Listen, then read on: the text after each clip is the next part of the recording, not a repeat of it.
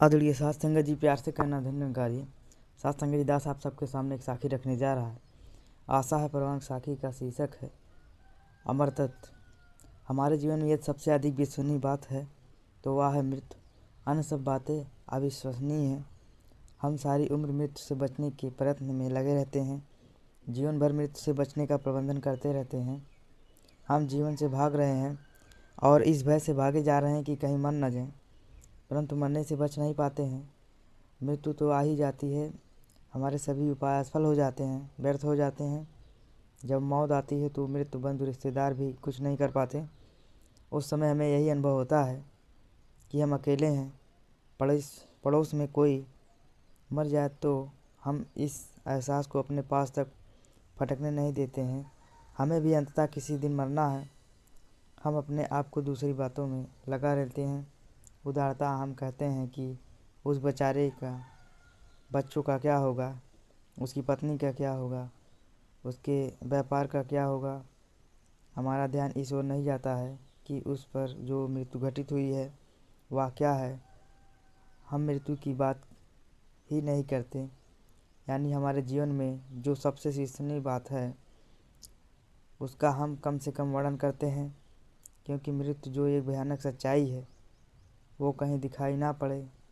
हम शांति एवं आनंद से अनभिज्ञ होते हुए भी इस आशा पर जीवित रहते हैं कि शायद कल हमें शांति अथवा आनंद प्राप्त हो जाए।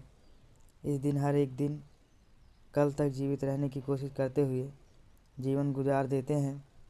अपने चारों तरफ हम जो यह धर्म का तथा कथित जाल देखते हैं वह हमें मृत्यु की दिशा में अग्रसर होने नहीं देता है, वह हमें जीने का सहारा देता है।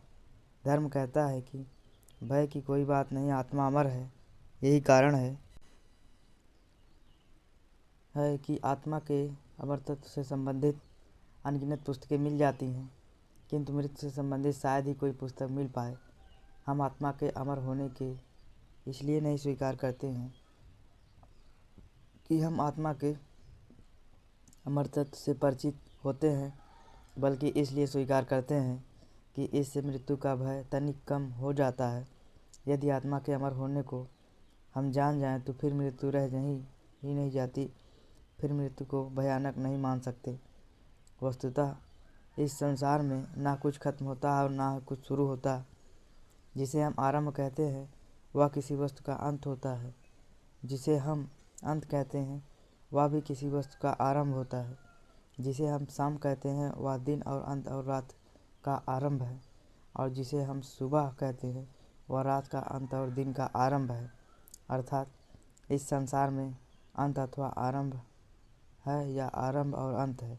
कोई वस्तु ना कहीं जाकर समाप्त होती है और ना ही आरंभ होकर। जीवन का कोई अंत नहीं है। जीवन अनंत है। विघटन को जाने बिना हम निर्णय को नहीं जान सकते हैं। यूँ कहिए कि नाश्वर को जाने बिना हम अमर तत्व को नहीं जान सकते।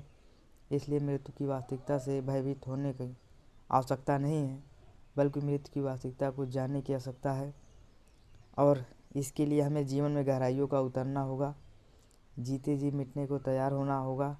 साधारणतः यह बात आश्चर्यजनक लगती है, लेकिन यदि बीच के बीच बनना है तो उसे मिटना ही पड़ता है।